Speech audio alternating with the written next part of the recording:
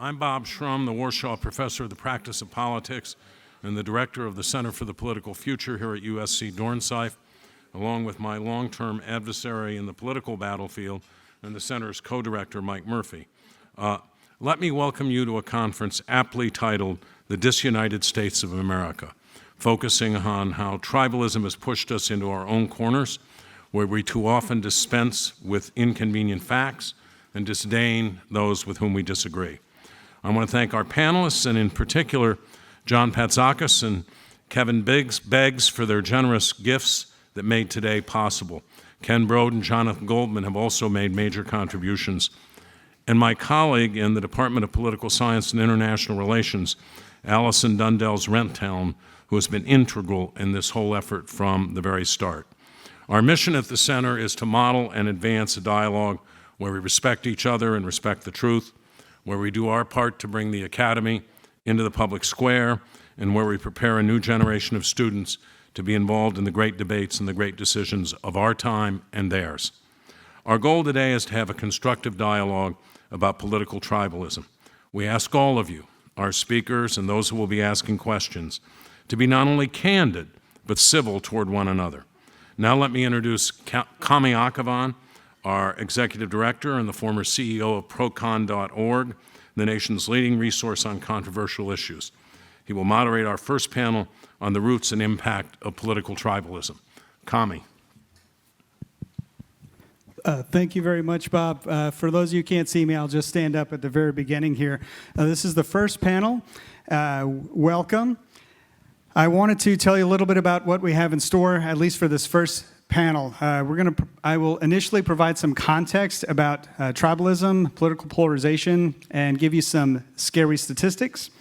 We're going to discuss, I will introduce our panel, and we will discuss what is tribalism, how bad is it, how did this happen, and then how can we fix it. After that, we want to hear your questions. There's not going to be a lot of time for questions, but I just want you to know there will be breaks in between our panels, and there is a lunch. So if there's something you really want to know, there's time to ask. So don't feel bad if you don't get called. So we do have we're all here to get answers, but first I have some questions, and I just wanted to understand something. So by show of hands, I wanted to understand how many people in this room have unfriended someone on social media or ended a relationship with someone because of political differences? By show of hands. Thank you. Okay, interesting. And then how many of you in the room think that polarization today is as bad as it has been in your lifetimes? It's a big number. Oh, interesting. Well, here's the scary statistic. So in 1994, 16% of Democrats had a very unfavorable rating of the Republican Party. That 16% went up to 38% in 2014. In 1994, 17% of Republicans had a very unfavorable rating about the Democratic Party. That 17% turned to 43% in 2014. More scary, in 2014, 27% of Democrats and 36% of Republicans see the other party as a, quote, threat to the nation's well-being. It's about a quarter Democrats, about a third of Republicans see the other party as a threat. In January 2019, just earlier this year, a new study was presented where survey participants were asked, do you think we'd be better off as a country if large numbers of the opposing party in the public today just died? And 15% of Republicans and 20% of Democrats answered yes to that question. So to help us understand those kinds of statistics, we have assembled a dream team panel up here. So let me start with a description of the dream team here. First up, we have Mr. Ron Christie. Now, Ron got his bachelor's degree from Haverford College. He has a JD from George Washington University. Ron served in various consulting, legal, political roles throughout his career. He was acting director of USA Freedom Corps. He was special assistant to President George W. Bush. He began his service in the White House in 2001 as deputy assistant to Vice President Cheney. Prior to joining the vice president's staff, he served as counsel to Virginia Senator George Allen and senior advisor to Ohio Congressman John Kasich. He's written 3 books about race, history, and leadership. He's taught at Harvard, Georgetown. He's currently a 2019 fellow at the USC Dornsife Center for the Political Future. I have a question for him. So, Ron, I've been on mainstream media from NBC and NPR to ABC, CNN. I've been translated into Turkish, French, Spanish, in 10 different countries. You beat me by miles. You're currently covering the election for the BBC. You've appeared on the shows of Wolf Blitzer, Greta Van Susteren, Bill Maher, Lou Dobbs, Chris Matthews, Bill O'Reilly, Sean Hannity, Tavis Smiley. My question is, for all those media appearances, how does that compare to being on Veep and House of Cards? Good morning, everybody. So how does that compare? I think being on those shows was much easier than being on Veep and House of Cards. Being an extra for a television program, those 2 in particular, those are 18-hour days, and I learned one very important thing. There is union food, and there's non-union food. If you're not in the union, you get water and peanuts. If you're in the union, you get the food truck. Ladies and gentlemen, Ron Christie.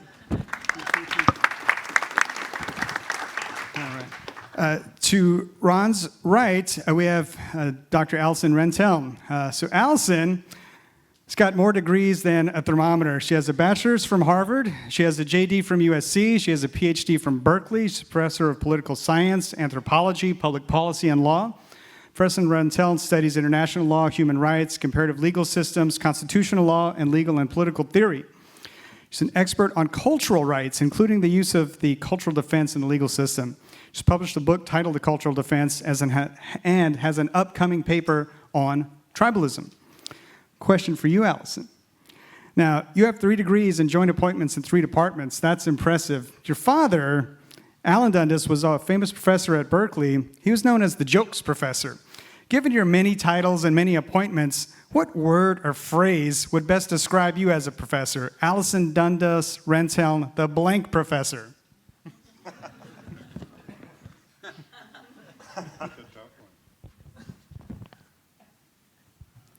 Well, good morning, everyone, and thank you for coming. I think I'd have to ask my students that. I would hope that I'm an open-minded and engaging professor, but I guess I'm the human rights professor if I'm going by field. I thought you were going to ask me what I had learned from my father. He always teased that I didn't have a sense of humor. How many feminists does it take to change a light bulb? That's not funny. Ladies and gentlemen, Allison Rentel. So to Allison's right, we have the honor of the presence of Dr. Stephen Hopple. Now, Stephen has a bachelor's degree in psychology from the University of Illinois, Urbana. He has a master's in psychology from the University of South Florida in Tampa. Got his PhD there, too, in philosophy. Dr. Hopple is a Judd and Marjorie Weinberg Presidential Professor and Chair of the Department of Behavioral Sciences at Rush University Medical Center.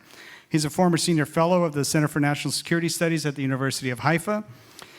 He's written over 300 journal articles, book chapters, technical report. He's written 12 books, including Traumatic Stress, The Ecology of Stress, and Stress, Culture, and Community. His latest book, Tribalism, The Evolutionary Origins of Fear of Politics, is a must-read. We do have a few copies here today. Thanks, Rob, for holding that up. That's right. Dr. Hopple, question for you, sir. Before your many academic achievements and a career in studying stress and tribalism, you're also an officer in the Israeli Defense Forces. IDF soldiers are world famous for their lightning speed and going from sleep to battle ready, their scramble time. My question for you is, how long did it take you to get ready to come here today, and were you stressed about it? Well, I'll sort of non-answer that question. A part of your training that was so hard is you sleep with your weapon, and they spend your whole time, you shower with it, and they spend all your training trying to steal it from you, to which you go to military prison if they do. And I still have nightmares about if I feel something under my pillow that someone's trying to steal my automatic weapon out of my hands. So I didn't have that nightmare last night, but I still got up pretty quickly. Ladies and gentlemen, Stephen Hopple. Now, to Stephen's right, we are joined by a USC professor, Dr. Jonas Kaplan. Now, Jonas, you got your bachelor's degree from University of Michigan. You got your PhD from the school across the city, UCLA. And since then, you have been doing some super interesting work in brain scanning. You have scanned more brains than probably everyone in this room put together knows. You scanned the brains of one of the world's most famous stringed instrument players, Dr. Hossein Alizadeh, and you are currently running the Dornsife Imaging Center. You have various other appointments here on the faculty, all of them related to science, and your specialty area in the scientific areas is really understanding mapping the brain to understand the centers for empathy, for thinking, for consciousness, and things that a lot of us don't think about, but they have some type of anatomical basis for it. You're expert in that field, and I'm so intrigued by your work, Dr. Kaplan. I wanted to ask my question for you, being that since you have studied the masters of Near Eastern stringed instruments, you yourself have studied with probably the greatest sitar player of the last several decades, Ustad Khan, and I wanted to ask, if things don't work out for you in the brain imaging world, how's it looking for you as a sitar player? Yeah, when I was in grad school at UCLA, Ustad Khan was there as a visiting professor, and so I went down a 10-year rabbit hole of studying North Indian classical music, and that was long enough for me to know just how bad at it I actually am. So that's... Ladies and gentlemen, Jonas Kaplan. All right, so next I really want to get into the meat of the discussion here today, which is how bad is it? I shared some scary stats earlier, but to understand how bad is it, let's understand what it even is. This is the notion of tribalism. This is the notion of, is it the same thing as polarization? I want to start, if I can, with you, Allison, which is about tribalism. What, in your opinion, is tribalism in a political context? Is it basically polarization on steroids? Is it something deeper? What do you think it is? So I think tribalism is this notion that people identify with groups and have this strong sense of loyalty, even if it's against their own interest, and that that influences such as xenophobia and nativism seem to be sort of key aspects of tribalism. I think the term itself is somewhat controversial because sometimes in the social sciences, people think that the term is connected to colonialism, that it may be associated with historic injustices. So the use of the term itself is somewhat politically controversial. And certain words historically fall out of favor, like anthropologists used to use the word savage society in the 19th century, and then they used the word primitive cultures, quote unquote. And those are very obviously derogatory terms.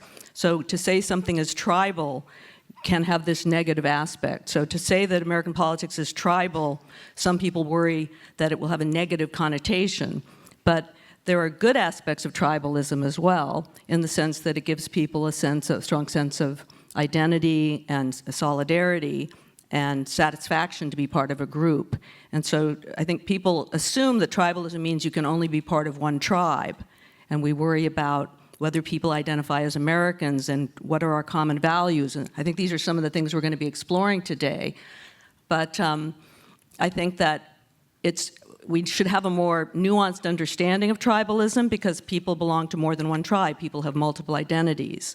So I think part of the reason we wanted to have this conference is that people use the term tribalism in so many different ways, and we come from different fields and professions, so I think you're going to hear us using the term tribalism in quite different ways. But it's not just political polarization. It goes beyond that because it goes to these emotional appeals that are made, and President Trump is, an example of someone who very effectively and unfortunately makes appeals to tribalism. I appreciate that. Now, Dr. Hopple, I wanted to ask you the same question for the terminology, because you've written a lot about tribalism, and I wonder if you think it is polarization on steroids, or is it something deeper? Is it what some may think of as a pathology? This is different. This is identity, solidarity, common values. It's the other is the enemy. Do you see it more that way, or what's your view on what it is? Well, I actually don't think the United States is as bad as it at least could be. It's become mainstream, which is the odd thing for us in the United States. Well, we have two political parties that many outsiders say there's almost no difference between Democrats and Republicans. If you compare to many European politics, where there'll be 12 or 14 parties, or in Israel, and so you get a great deal of identity, but it's drifted into the mainstream, and for the first time we have a president pitching hatred of the other, opening up his candidacy with talking about immigrants from Mexico as racists and criminals. We haven't had that kind of language from the top. But for example, historically, after World War I, when American soldiers were coming home, the lynchings and race riots in Chicago, where white young men returning went into the black neighborhoods and started lynch people, and young black men who had been soldiers said, we're not going to stand for this. And that was a big surprise for the whites because they had kind of already stood for it before. And many people killed. The famous original Mayo Daley was a street urchin gang leader at that time and won his battle stripes in that. So we have, thank God, we haven't gotten to the period where there's pitched battle in the streets and people being murdered. But it's scary for us to see it in the mainstream and to see the language of hatred in the mainstream of the other side's a Nazi, the other side is undermining the very fabric of the United States and can destroy us. We haven't had that here. It's an important distinction, and I wanted to ask Dr. Kaplan, from your point of view, the distinction that Dr. Hopple is making regarding how different it is. Do you see that from a scientific point of view? If someone disagrees on an issue, say it's abortion or death penalty, does their brain perform differently than if they consider the other person the enemy, the threat, the something that must be stopped? Is it physiologically different? Yeah, I think the way that I view this from the perspective of neurobiology is that, if you think about what the brain is, why we have a brain, what the brain is there for, the brain is really a sophisticated mechanism for keeping us alive and protecting us. And for the vast majority of the brain's life throughout evolution, it's been purposed with protecting our physical selves, our physical bodies, and maintaining our body in a way that allows us to live. And as our bodies grew minds, the mind became something worth protecting for the brain. And what we see when we look at the brain is that many of these old systems in the brain that are originally purposed for things like allowing us to stay away from spoiled food or to avoid threatening things that might hurt us, are deeply involved in these modern processes when we think about things like politics and our social group, because the brain is interested in protecting our beliefs and our ideas in the same way that it's interested in protecting our bodies. So that's what we see when we look at the brain.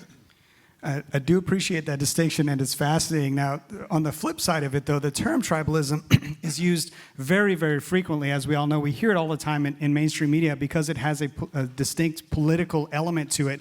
And to speak to the political element of it, Ron, I wanted to ask your opinion about what do you think the term tribalism means in today's political context? Is it hyperpolarization, or do you think it really is something different? Well, I do think it is hyper-politicalization, and I come at this from the perspective of being a practitioner. I remember in 1991, when I first arrived on Capitol Hill, I was excited, I was young, I was a Republican staffer, and I distinctly remember getting a phone call from Congresswoman Maxine Waters, who asked me to come to her office. And I was excited, I'm a native Californian, I raced downstairs, and she said, "What's wrong with you? You're a Republican, you're a sellout, you're an Uncle Tom, and you're a disgrace to your race." And I've had more death threats, I've had more people come up and say horrific things to me because I am black and conservative. And if you look at the voting trends, that nearly 90% of African Americans in this country vote for Democrats. And so therefore, if you are conservative and you're black, then there's something wrong with you. And so from my perspective, the tribalization is really a lack of openness to thoughts for those who don't agree with you. And that is what I believe is infecting our politics right now. On Capitol Hill right now, you're either wearing the red jersey or the blue jersey, and it's not the red, white, and blue jersey. And to get out of this, and we'll talk about this in the solution phase of how do we come together and unite as Americans as opposed to wearing this jersey or that jersey. But from my perspective, I've never seen it as racially divisive in this country in my all of 50 years, and it really is something that needs to change. What a powerful example, and that I think is a good segue, because I wanted to ask about other examples to illustrate how bad is it. When we asked, is it as bad as it's been in your lifetime, almost every hand in the room went up. I was wondering if you, Jonas, or Stephen, or Allison could share, from your point of view, an example of how bad you think it is. And maybe we'll start with you, Jonas. It seems pretty bad. Yeah, we did a study recently on why it's so difficult for people to change their minds about politics. We looked into what's happening in the brain when we challenge people on their political beliefs. And after we published this study, I started to get contacted by people who had been struggling with changing their minds and dealing with some of the consequences of what it's like to change their minds. I talked to one person who had been a very strong Democrat, and over the course of his life, he sort of slowly, it was the other way around. He started as a conservative and changed his political beliefs to being a liberal, which is quite rare. But what he described to me was that the cost of doing this was so high that he almost couldn't have gone through it, that he ended up losing all of his friends, his social groups. I mean, a lot of these beliefs are so important to us because they bind us to other people. And so to change them means changing everything about your life. So he had to change his social group, his friends, his life partner, his job. And that was just an enormous price to pay for just having a change of political mind. And that's one of the forces that tends to keep us so polarized in our what a great example. Thank you. Stephen, it looked like you were going to share an example as well. Well, I think what we have to remember, Americans are, as a whole, very centrist. So how do you rev up the engine? You rev up the engine with extremist language of they are Nazis, they're going to destroy us, they are undermining the very fabric of society. Even the way we use the term patriot, because the opposite of you must be a communist or somehow ready to destroy the United States. And if you don't pump in that language, you don't light up those parts of the brain that then signal this very extremist reaction to it, because our politicians have a problem. Americans are, by and large, centrists. About 80% are centrists. So they would really vote for a party in the middle if such thing was ever created and the political system could tolerate it. So we have to have this supercharged language of hatred and distrust in order to fuel what we're going through now. And that's very scary to us because we're centrists for the most part. Great example. How about you, Allison? Well, it seems that this is very theoretical and focusing on the rhetoric that's used, and that's certainly important, but how can we not talk about the wall and the camps where children are separated and not allowing judges to be appointed who, not to be considered? To me, it seems that how it's affecting our political institutions, those are the things that come to mind, the public policies that are so divisive, and the lack of protection of people's civil rights. It's a great point, and it's actually a great segue, because I wanted to ask a Ron a question really about on the political practitioner side. So I looked at a map of all the counties and how they voted and the margins of victory that were decided in those counties, in those elections. So in 1992, we had 1,096 counties out of about 3,113 counties. So about a third of all the counties in the United States were decided by single-digit margins. That compares to 303 in 2016. So it's a pretty dramatic drop. In 1992, elections in 93 counties were landslides. A landslide meaning that the victor was determined by 50 percentage points or greater. versus that 93 in 1992. That compares to 1,196 counties. Flash forward to 2016, way more landslide victories. So I wanted to understand, to your point, Allison, and to question to you, Ron, is how do you explain that trend? Is that tribalism in action? Are we seeing these trends where our elections are increasingly uncompetitive in the general elections, that is? Are we seeing that trend because of tribalism? Is this an example of the effects of gerrymandering, or an example of the effects of money in politics, or example of a greater emphasis in the primary system, or more extreme candidates? Or how do you explain that trend?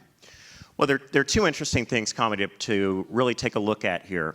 It is really impossible, nearly impossible, once you're elected to the House of Representatives, to get defeated, right? I mean, you have a 90%, better than 90% chance of getting reelected. Why is that? It's gerrymandering, right? The lines are drawn, and this is why it's so important for all the citizens to be counted, for all of the individuals to be counted in the census, because that's how we have apportionment for our congressional districts. But the other side of this, where it goes to tribalism, I believe, is this. One of my friends, Dan Donovan, who used to represent New York's 11th District in Staten Island, who was defeated last year, said, you come from all these safe congressional districts, and if I was seen talking to a Democrat by somebody in party leadership, then they might withhold money from me. They might decide to strip a committee assignment from me, or take other discriminatory action against me because I spoke to a Democrat. And that goes to the tribalism that is on both sides of the political spectrum that I see in Washington, D.C., whenever it is that I'm there. I mean, I'm living in 3 cities now, so I'm not quite sure where I am right now. But it goes to the notion that you can't have an honest conversation with someone because they are a Democrat or they are a Republican. So the gerrymandering keeps them in that safe seat, but it also has the unintended effect, I believe, of if you step out from where you should be, then you're going to get someone to challenge you from the left or the right who's more in line of what is perceived to be the politically correct thoughts of the day. That certainly explains the where we are now very well. And I remember talking to Congressman Jolly and Murphy, who were going to run as a Democrat and a Republican for the top 2 spots in the state of Florida. And polling suggested they were going to be dead last, even though a lot of us in the room think, wow, what great champions for cross-partisanship. But no, the party structures were developed in such a way to make it to disincentivize people to work with the opposing parties. So I wanted to ask then about you talked about gerrymandering. I wanted to ask about money in politics. So right now we're seeing Citizens United, there's a greater influx of money in our political systems. Our politicians are spending, roughly half of their time fundraising in some capacity, phone or in person, and people are increasingly sending their money out of district so they can influence elections outside of their areas. And so that means that people with deep pockets and perhaps more extreme views can influence elections all around the country. And I wondered if anyone on the panel wanted to talk about that element as a contribution to the origins of tribalism, money in politics. Is it a factor or is it not? Well, I'm going to turn that a little bit to how the downstream influence of this. There's a scientific committee that is the main scientific committee to protect the United States. In other words, it has the experts that if we were attacked in this way or that, or there was a virus that was infected, how would we respond to it? I sat on that committee for years. Currently, there are almost no experts on that committee because they become political appointees pushed by lobbyists with money, meaning the United States is vulnerable to attack because there are no experts to ask if there was an atomic bomb and it exploded, God forbid, in New York, how would we respond to it? Because the military doesn't know how to respond to it. It's a scientific question. If AIDS, if SARS epidemic occurred, how to stop the spread is a scientific question. We have removed those individuals because the people with money press the politicians who then put people on those committees who are not the world-class experts. And that speaks to this downstream effect that occurs and makes us also to the point of generals, although the president's had a hard time finding generals that are that spineless. But they're looking for those who will be yes men. We want our generals not to be protecting us as you said, red, white, and blue as who they protect. So these are the downstream effects, and it comes from political influence and money. Well, please, yes. So I started on Capitol Hill in 1991. I left working for either the White House or Capitol Hill in 2004.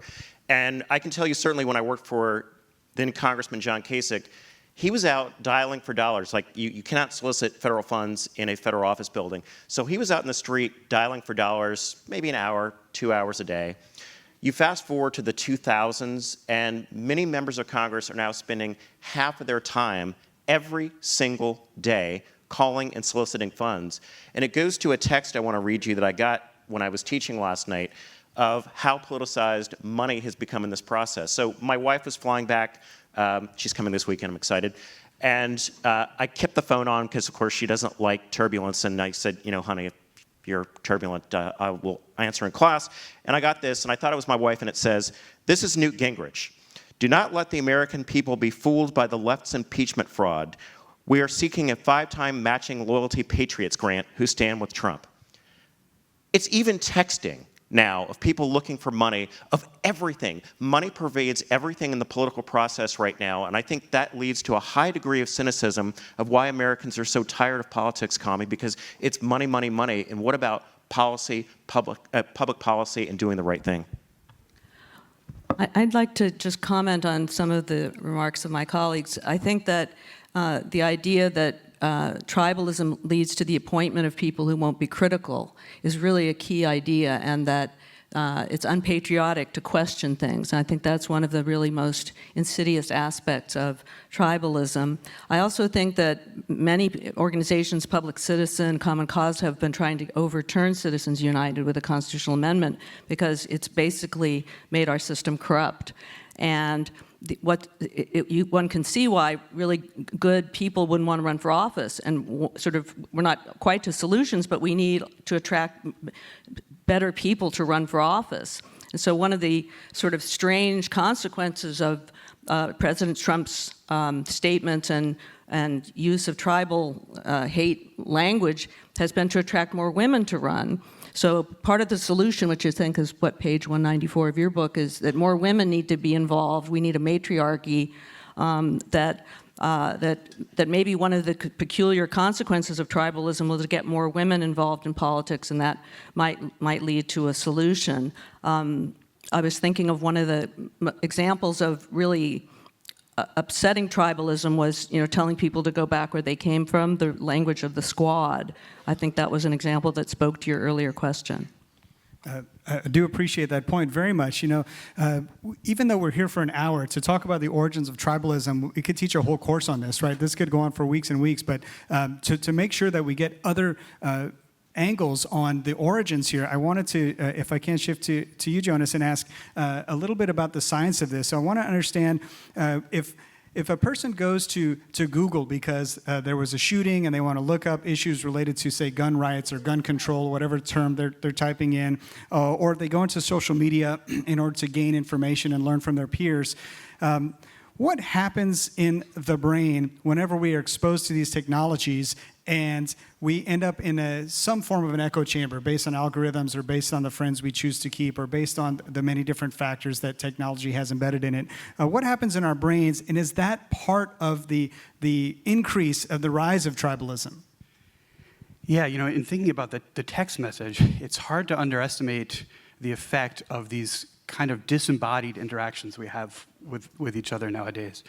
You know, a lot is said about the internet and the way that it organizes us into social groups and helps to polarize us.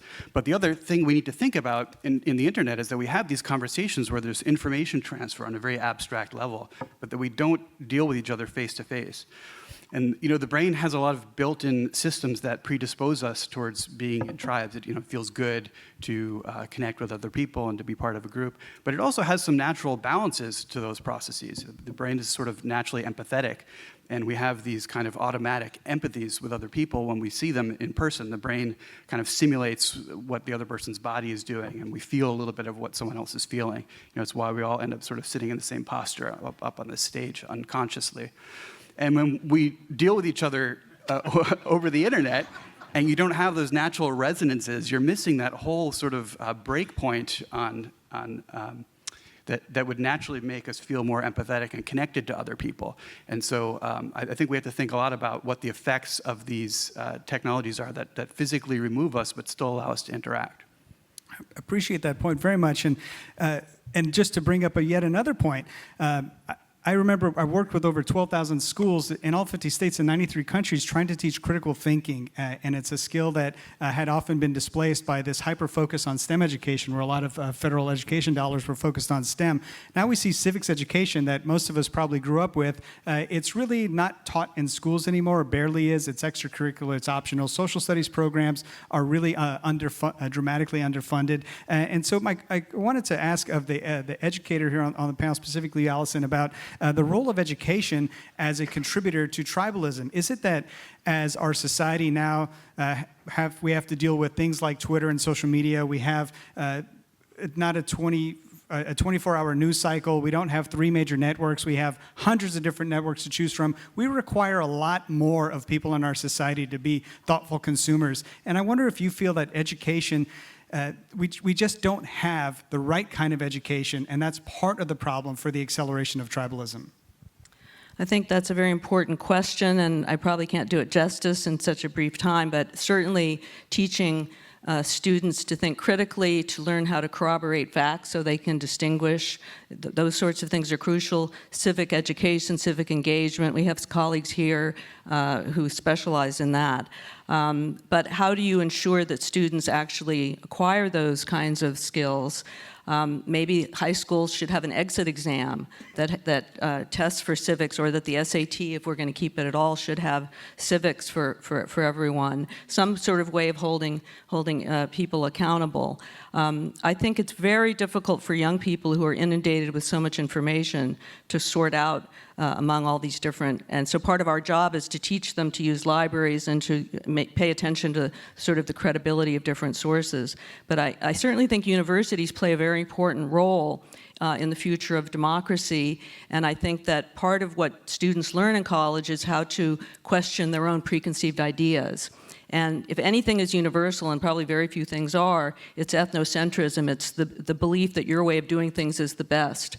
And I think when students have a chance to interact with people from different walks of life, and USC is one of the most diverse schools in terms of student body and class and international students and so on, it gives students a chance to question their ideas. And I think John mentioned that being at USC had really changed his way of thinking.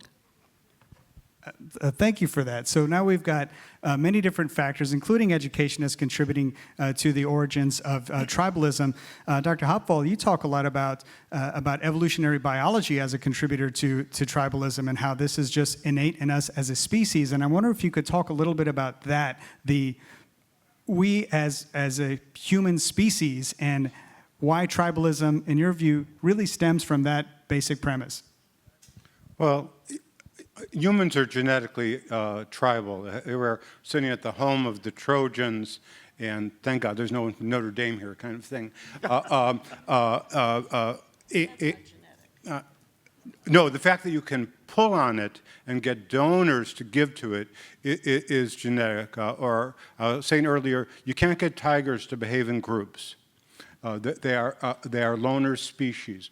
We are. Now, what happens, though, is the forebrain allows us to have culture and to not be a slave to our genetics. So how do you pull on deeper brain? Hate and threat messaging, because that's deep brain. If you're going to kill me, my reactions are deep brain and reflexive. And so you begin this politics of fear, of the hyperbole of fear of the enemy. They are rapists. The first signs in the first Nazi conventions, it was not about the Jews with money. The banners, if you look at the banners in Goldman's book, it stopped the Jews from raping Aryan women. Jews raping Aryan women? But this is what you have to, the button you have to press on to get a people to, only a few years later, put Jews in ovens. And so you have to create them as an existential enemy. I do appreciate that point very much. And to your earlier point, Jonas, you were talking about how it's easier to cast someone as an enemy when there is no physical face-to-face interaction with them for biological reasons. And I wanted to understand about the role of the shrinking, I'll say, public square and whether or not that is a contributor to this. I'm thinking about union participation low, church participation low, retail sales low, movies low, concerts low. We can sit on our couch and order groceries and watch movies and never leave the house, never interact with another human being. And I wonder if, from your point of view, in terms of biology, if that trend of the shrinking public square is somehow contributing to this, to tribalism. Yeah, it might. I mean, we're not exercising those aspects of our sociality as much anymore. It's a great thing for introverts like me. This is a sort of golden age where we can have everything just delivered to the house and not have to leave. But yeah, there probably are these negative consequences as well, and it's important to think about what those are for sure. May I add something? Please. I think universities also need to be diverse ideologically. I think one of the things that has contributed to tribalism is the sense that not all points of view are welcome. It goes to what you were saying earlier. So I think education needs to make sure that classrooms are a place and conferences are places where people can disagree and learn from each other. I think that's part of what the problem of tribalism is, closing down certain points of view. I think public schools used to be the place where people met people from different backgrounds. I grew up in Berkeley during the 1960s, and as there's been white flight from schools and the rise of charter schools and all sorts of different phenomena, we haven't had as much opportunity for young children to interact with each other. So you asked me about education earlier, and I thought those were a couple of points that ought to be noted. Can I add to that? Because that's an excellent point. I love my alma mater. I love Haverford College. I went back to teach in 2009, and the then chair of the political science department, who of course was one of my first teachers, said, "What did Haverford do wrong that you turned out the way that you are?" And I thought, well, that's really not very nice. And I'm not going to give another penny to my alma mater.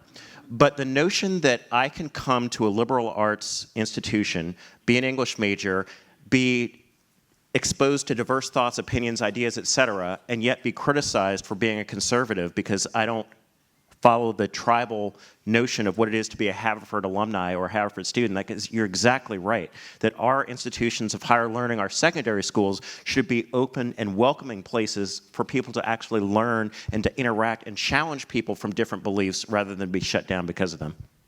No more money for Haverford. Well, I want to talk about my school. I had a course in sociobiology from E.O. Wilson, so I'm not so thrilled about the idea that tribalism is genetically ingrained. We were told by Professor E.O. Wilson that the genetic basis for social behavior would always account for the dominant number of men in the academic and political sectors. And we wrote it down in our notebooks for the midterm or whatever. So I'm not sure if we'll ever be able to settle the nature-nurture debate. And I'm not sure if it really matters, because tribalism is a force in American politics. So for whatever reasons we're predisposed to act in these ways, we need to think about solutions. We need to think about how to deal with the politics of fear and resentment and find ways to bring people together around common values. Tribalism is not something new. There have been all these earlier efforts to demonize people, whether it was the Japanese-American internment and FDR making reference to stereotypes and race hatred, and the Supreme Court upholding that decision in the Korematsu case and so on. So it's not a new phenomenon, but it seems to me part of the question is what makes it worse now. And these messages are intensified because of the internet, because things can go viral. And I think that's why our panel that deals with the social media will be really important for this analysis. Oh, Yes. 100%. Go ahead, The Dr. part of me that's biologist, I'm very comfortable with the term primitive, because to me primitive is lower brain earlier. It's not the social science idea. And tribalism is lower brain. It's from our old stuff. And then we have all this forebrain that, thank God, has brought us away from that and into that we can decide how we're going to behave, not be controlled by this deeper brain stuff.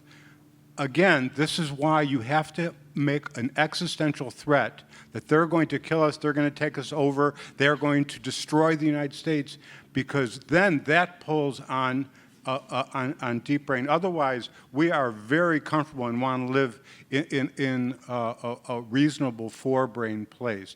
Unless we're divorced and talking about our ex-spouse, and then you see, again, but again, it's a real example. Then you see deep brain stuff. Have you ever, how many of your friends are rational about their ex-spouse? No, and because it pulls on deeper brain stuff. We would like to be, but we're just not. And this is why, again, we have to bring the discussion to what's rational, what's right.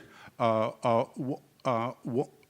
have your original question. My Republican friends are closer to me because my Republican friends agree with me about what's going on in the current politics. They see this politics of hatred as totally wrong and having nothing to do with the Republican Party, which is. Thank you for those. It looks like two more comments, and I want to shift to solutions. But Jonas, he brought up the biological argument, and it's right in your wheelhouse. Yeah, I just wanted to say we shouldn't think of the brain as something that's fixed. And just because something is rooted in our biology doesn't mean that we can change it. The brain is plastic, it's malleable. We know that we can train empathy, we can get better at it, we can emphasize these different aspects of the different things that make us up. And just knowing that they're in there doesn't mean that they have to be expressed in the same way. So we don't want to fall into the trap of thinking that biology is the same thing as being fixed. Alison, did you want to come? One last comment. You brought up E.O. Wilson. Okay, that's fair. I'm glad biological determinism isn't part of what we're discussing. I remember my father-in-law saying women didn't have careers because in caveman days, women couldn't hunt when they were pregnant, and I just these kinds of arguments that people are limited by biology, I think, are unfortunate. I think people always be have these instincts that you refer to, but I think the point is, how do you allay fears so people don't sort of fall for these appeals? If people feel that their jobs are in jeopardy. So I think in terms of the solutions that you'd like us to talk about, I think if there were some sort of right to a job, and to help people who have been affected by outsourcing and by the economy, that there will be ways to help people not fall prey to this politics of fear and this kind of resentment, and have universities provide not to charge tuition or not to charge as much. If you had universal education, or maybe it's all online courses or something, but somehow if you gave everyone access to education, then we wouldn't get bogged down in debates about meritocracy and who should be admitted and so on. Those are really good points, and a great segue to the solutions section, because Dr. Hopple, at the end of your book, you laid out and were very clear about what you thought were solutions, and some of them were the ones that Alison just made. You outlined solutions including, one, people must feel safe from threat and loss. People must feel a sense of belonging. People must associate pride with their group and shame with the group they reject, and not to underestimate the power of tribalism on our genetic evolutionary brains. Constantly reassert the truth and display it before the public. I'm wondering if you could talk about, to Alison's point, like, how do we do that? How is it that we can help people not have that sense of fear and loss and threats? Yes, well, it's a tough route out of tribalism. Historically, though, if we take Kennedy's inauguration speech, and everyone knows the ask not what your country can do for you, but what you can do for your country. But if you have to read the lines before that, which is those who, we have to be armed to the teeth, he talked about. We have to be so armed that no one would dare do otherwise to us. And those who have threatened us, who have tried to ride the tiger, have ended up in the tiger's stomach. So he threatened the communists, if you come at us at that time, that was the enemy, we will destroy you. And then the bridge message, and we welcome you, and we look for solutions to you. Usually out of this, you have, whether FDR, Churchill, Kennedy, you have a very powerful leader, which can very much, in today's world, be a female leader, although that'll be tough for many individuals. Many individuals voted against Hillary Clinton because she was a woman.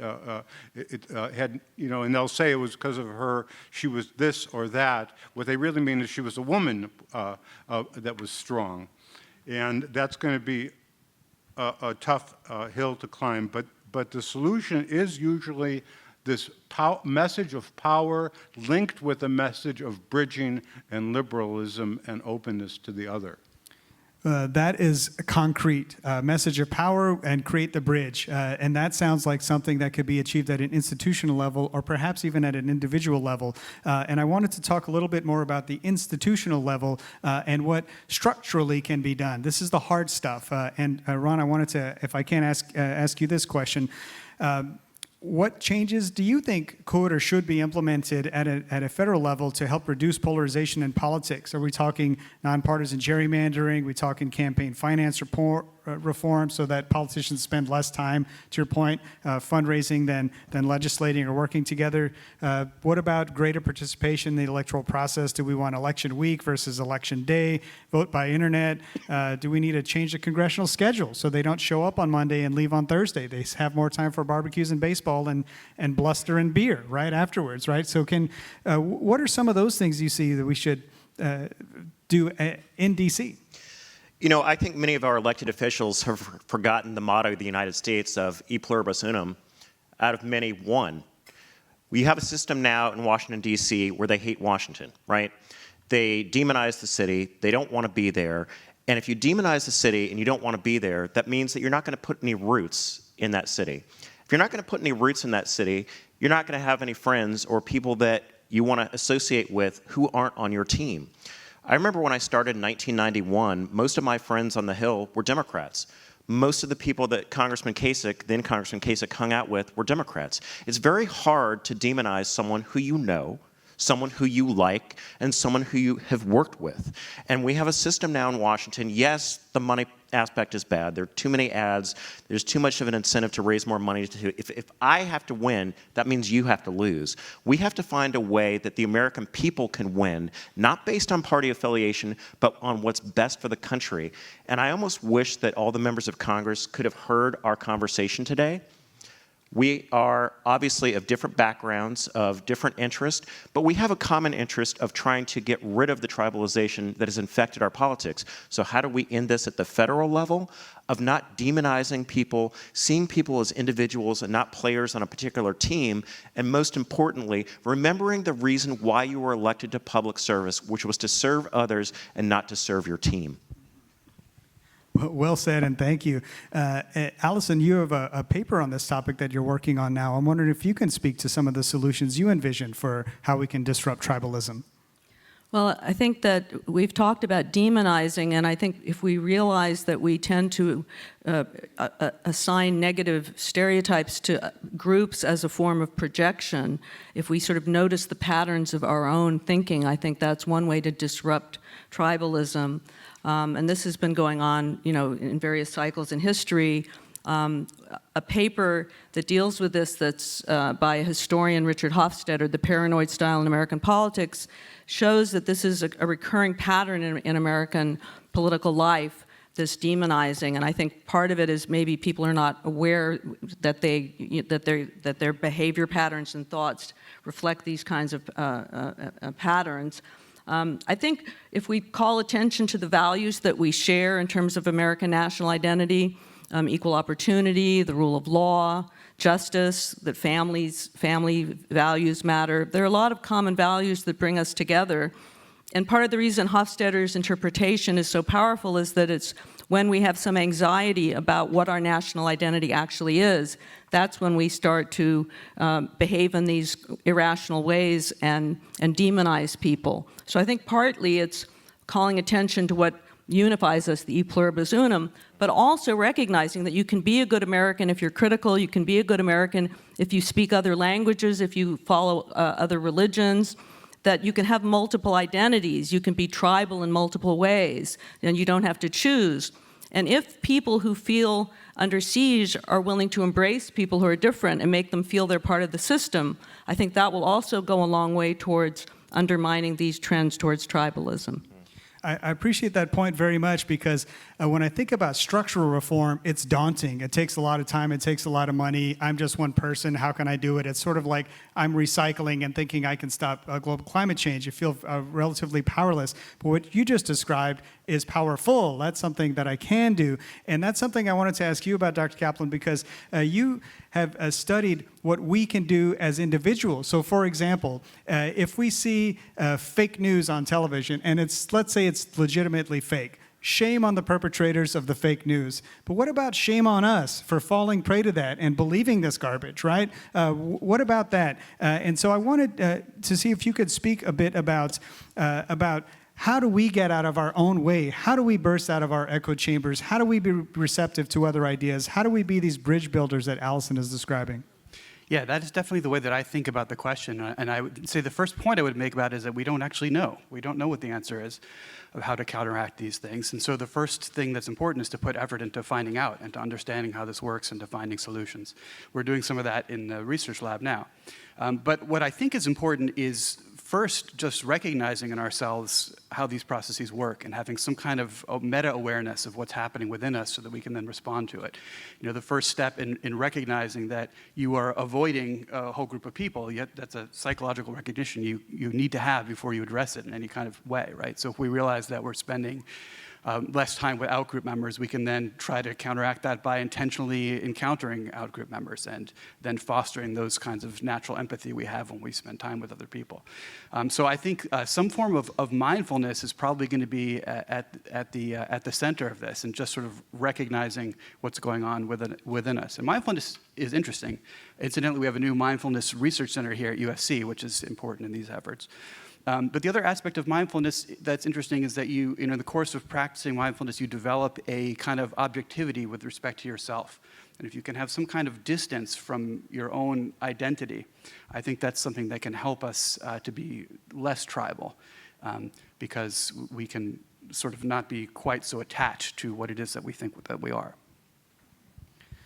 Thank you for that. We have a couple more minutes here before we wrap up the solutions. Then we're going to go to questions and answers. But you mentioned that you didn't know what those solutions would be internally, and I want to offer a few. And one of them is the concept of listening. And I just wanted to ask about whether or not you think listening, and I mean genuinely listening, not listening, waiting for your turn to speak, or listening so you can share some story about how you relate to that person, but listening to understand, and listening as a way of developing empathy, and listening as a way of engendering respect for someone with opposing viewpoints. So it's no longer a straw man or a steel man. Now all those mirror neurons are firing, right? Because I get you as a person. Can you talk about, if anyone wants to just share personally, because this is a political issue, but listen, this is all happening at our dinner tables too, right? So what can we do as people? And I wanted to ask if, in your opinion, you think listening is part of the solution. I'm going to say that, in a sense, it's not. And I know that sounds crazy, but because I think we've already heard. So what I mean by that is the politician that's going to save, let's say, the Democrats, I think is going to say, hold on, these coal miners, I can't clean up the environment and put them out of a job. Environment being a liberal issue and their jobs a Republican issue. I've got to figure out a solution that does both, because to push the environmental issues and starve a family is not an acceptable solution. And I already I've got to think about that not as a Republican-Democrat problem, but as just a complex problem that's going to require solutions that are neither liberal nor conservative. They're pragmatic. And I think we have to start with those pragmatic areas where we're not polarized. Who here wants to starve coal miners? None of us. And who here wants a dirty environment? None of us. So we have a pragmatic problem that needs a solution that is neither Democrat or Republican. And that starts a bridge. Then, and maybe we won't get to abortion and some of the other issues in our lifetime, certainly not in my lifetime, but we'll start on critical issues that are important to all of us. Let me ask another question. So if it's not listening, I think it's listening as part of it. But I want to introduce another one, which is the notion of understanding opposing viewpoints. There's been studies that say, look, if you get one opposing viewpoint drip in your Twitter feed, it's going to not make you more receptive to that opposing view, it's going to make your own view that much more entrenched. So the notion of just basic exposure to opposing view is not necessarily the way to go. However, there's plenty of other studies that will talk about deep, meaningful interactions with people who are partisans on the other side. And when it's no longer a straw man, it's a steel man, and when those arguments are compelling and real and we're face to face, then they can have this dramatic effect of reducing the polarization. And I just want to ask your views, maybe agree, maybe disagree, about exposure, meaningful exposure to opposing views, and whether or not you see that as part of the solution, because that's something we can do, sit with racist Uncle Hal at Thanksgiving dinner and hear him out and have a meaningful exchange. And what do you think about that? So this is one that's near and dear to me because I'm me. I'm not a hyphen, right? So I look at my friend Mike Murphy back there, and I don't say that he's an Irish American. I say that he's my friend and he's an American. But yet people will look at me and say, well, you're an African American. And I say, well, actually, I'm a Californian first, I'm an American second. And people want to get in my face and say, well, you're self-loathing, you don't have any respect for your race. And I say, why do I have to have a hyphen in front of my name when I'm as much American as Murphy is back there, but no one says, well, he's Irish American? And the notion that people have preconceived ideas of who we are by how we look, I find very offensive. So to answer your question of how can we bridge that, and of course it is about listening to your previous question of hear me out on that. I'm not self-loathing. I'm not saying anything about my race, but I'm so proud to be a Californian and I'm so proud to be an American. Why can't I have that opinion that you want to disagree with me on it based on a perceived political ideology or other notion? Well, thank you for it. With the last couple of minutes here, does anyone else want to offer another solution that we as individuals can do? We can walk out of this conference today and say, you know what? I can do that. Anything else we can do? We heard listening. We heard being the bridge. We've heard so many different strategies here. If there's any other strategies, please. You got a strategy. Yeah, I think, first of all, thank you very much for your presentation. It's excellent. I guess I can add to it. We need to acknowledge each other's voices. And as a Mexican American, I guess I am hyphen because I definitely represent my parents, grandparents, and where they came from. But I am just an American as you and anybody else. Yeah. But again, acknowledging our voices is very important. In Yes. the future plannings, please include a Mexican American as a panelist. Treat each other with utmost care and respect and integrity. If you can hear that, he's saying treat each other with respect and integrity. Excellent point. Right. Recognize our voices, acknowledge voices, and fair criticism. Where's the Mexican American on the panel? Criticism noted. We strive for balance. We can't please everybody, and I do recognize that it would be wonderful to have even a broader representation here. Let me make this point. When Ben Franklin left the Constitutional Convention, he was asked by a person on the street, and many of you know this story very well. Tony, I know you know it from the Reagan Library here. He was asked, what form of government have you given us? And he said, a republic if you can keep it. And the if you can keep it part for a lot of us is a bit perplexing. We're wondering, can we keep it? You know, this is a 242-year-old experiment, and it's awfully young as an experiment. So can we keep this thing on the rails? We sure want it to be on the rails for a lot of good reasons. Now, we need to do the hard work of bringing the structural reforms that many of you have talked about. We need to do the hard work of the individual things when we're sitting with people in these uncomfortable situations.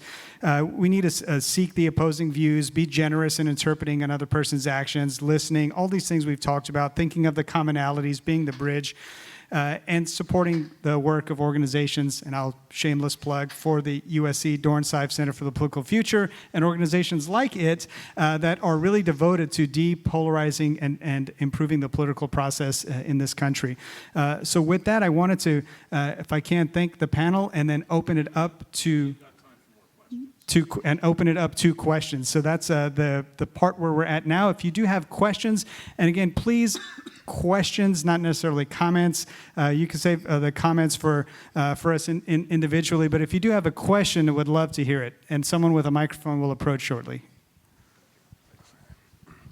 Yeah, great panel. Actually, I have a lot of questions, so I'll just throw them out there and see what response we get.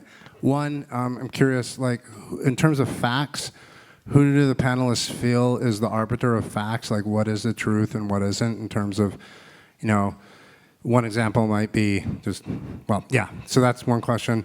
And then I was curious in terms of tribalism, are nations the biggest offenders of tribalism, especially in terms of violence? And then also in terms of political tribalism, would we be better off with one party like China has, and then you get rid of the tribalism?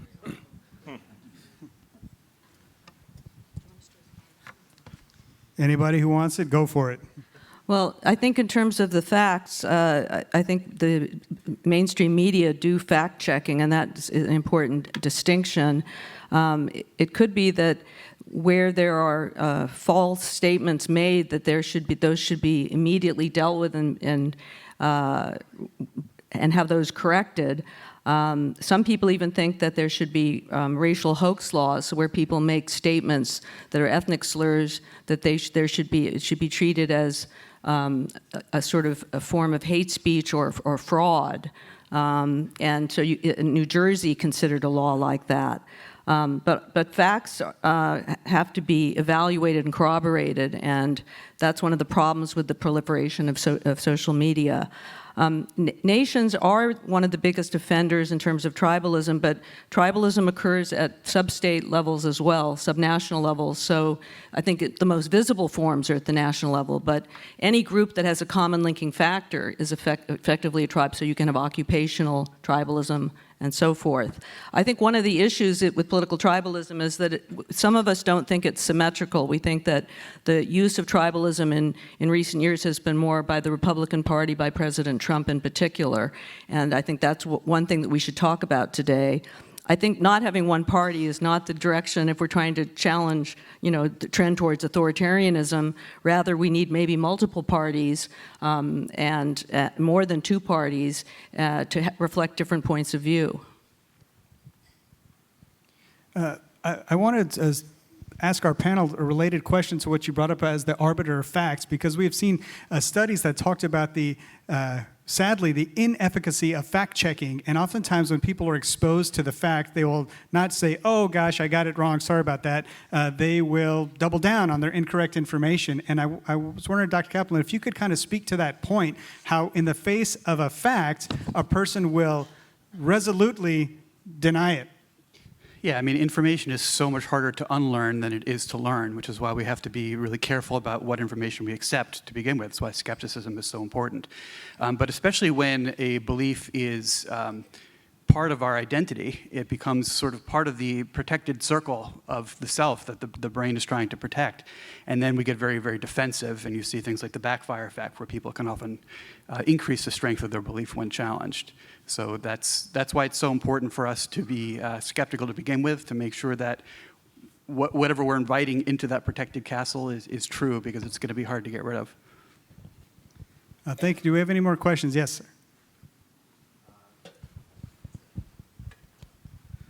So first of all, I wanted to thank the panel. It has been a really great, substantive, and productive conversation. So my question sort of goes to Dr. Brintel's point about how younger people are sort of taking in the political landscape now. And I don't think a conversation is complete without talking about sort of different social platforms that my generation participates on. So for example, on YouTube, political polarization is a lot more extreme. On the left, we have people that identify as, for example, anarcho-syndicalists. And on the right, we have people that advocate for an ethno-state. Probably the most famous example is the fact that the El Paso shooter posted his manifesto before he went out and shot specifically Latinx people at a Walmart. So I wanted to ask, what do you make of this, and what do you make of the fact that my generation, the younger generation, is being socialized in such a vitriolic and such an extreme and reactionary environment? It's a terrific question. We haven't talked much about intergenerational differences with respect to tribalism, so you make a really good point with your question, so thank you for that. I think obviously we have to distinguish among the different platforms, but you're basically alluding to the issue of censorship. And I was a visiting scholar in Australia, and we had a conference about after Christchurch. And there have been new laws, as you may know, adopted in Australia and New Zealand to regulate circulating abhorrent speech.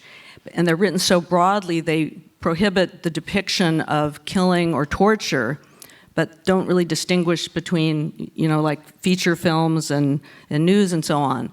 So I think there's great concern as a society. We have great concern about protecting young people from hateful messages and graphic forms of violence, but having censorship laws that are so overbroad that's not going to be the solution.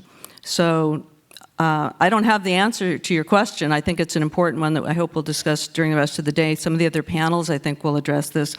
I think we haven't talked enough about accountability. I mean, there are laws, for example, that impose penalties if people falsely represent weather conditions. And so when President Trump falsely stated something about Hurricane Dorian, he could be subject to a sanction under that law. So, where facts are misrepresented in whatever forum, we can have better forms of accountability, and maybe young people will demand more accountability going forward. I'd love to pick up on that point too, because I think it's an excellent one, and I say this to my students all the time. People look so often and say, oh, the baby boomers, and those are the ones who have so much influence and power in Washington, D.C. Well, the largest segment now is the young folks generation, and knowing that, make sure that your voice is heard. Major in political science. English. With that, I do want to thank our panel, Ron Christie, Allison Rentel, Stephen Hopple, Jonas Kaplan. Thank you very much, folks.